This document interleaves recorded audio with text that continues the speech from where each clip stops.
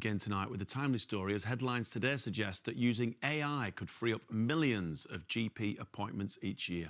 Yes, we're checking into a hospital in Huddersfield that's leading the way in cutting patient waiting lists. But how are they doing it? Kevin Duala went along to find out.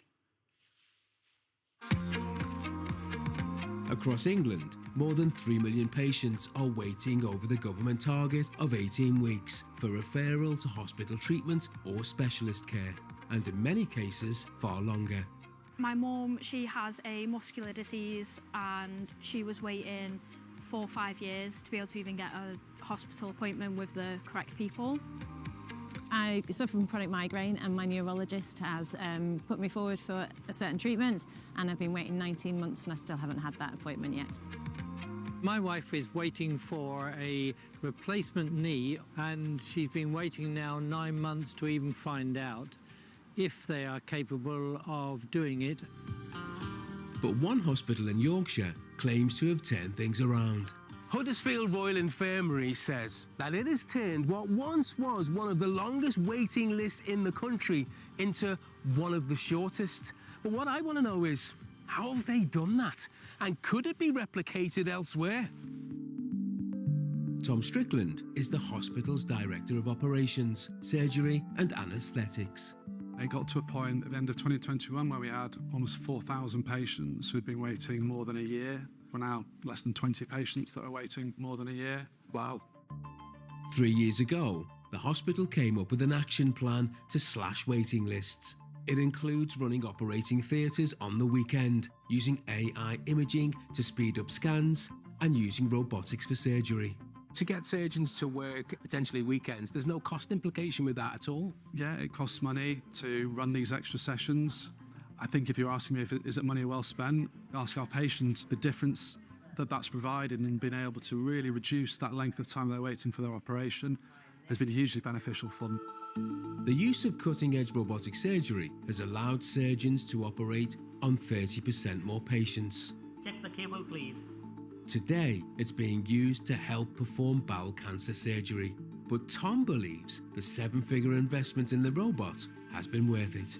We've seen the real benefit for patients because their clinical outcomes are better and the length of stay in hospital afterwards is a lot shorter. Visiting Huddersfield today is Dr. Charmine from nearby Leeds Teaching Hospitals. We're looking to see if there's any pointers, any particular areas where we can improve in Leeds. And similarly, we'll be looking to share our best practice. We're looking to run things like super clinics, where we see a huge number of outpatients on a particular day. First up on the list, we've got Leanne. Patients who are suspected of having cancer shouldn't be waiting more than 62 days for their first treatment, according to NHS guidelines. But in England, Scotland and Wales, these targets aren't being reached. However, Huddersfield's approach has meant that patients like 52-year-old Leanne are being seen within that time limit. Today, she's preparing for surgery to remove a cancerous lump in her breast. From routine mammogram, literally 7 weeks ago to the day, and now having the operation, from the time of finding out to now, it's been fantastically quick. Operating on patients at the weekend has meant a change in the way staff work, so I'm keen to chat to them about the impact. Tell us about your new method of working, your new timetable. We've had a slight change of the hours that we work and the days that we work. If we can allow people to work flexibly that suits them, but then they've got a better home life as they're happier and happier staff, more efficient staff.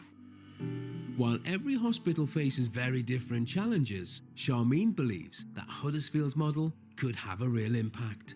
What you've seen today, could this potentially be reflected and rolled out across the country? It absolutely could. The guidance that's been followed here is nationally available, so everybody would be able to use the element to be bespoke to their individual hospitals to reduce those waiting lists as low as they can possibly be made.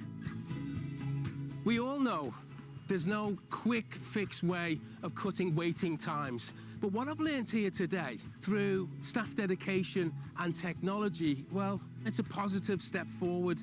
And the most important thing is that the patients seem to be benefiting from it as well.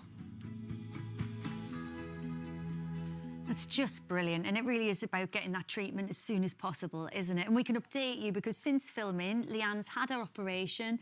Her cancer's been successfully removed. So, Leanne, we are sending you so much love during your recovery. Feel better soon.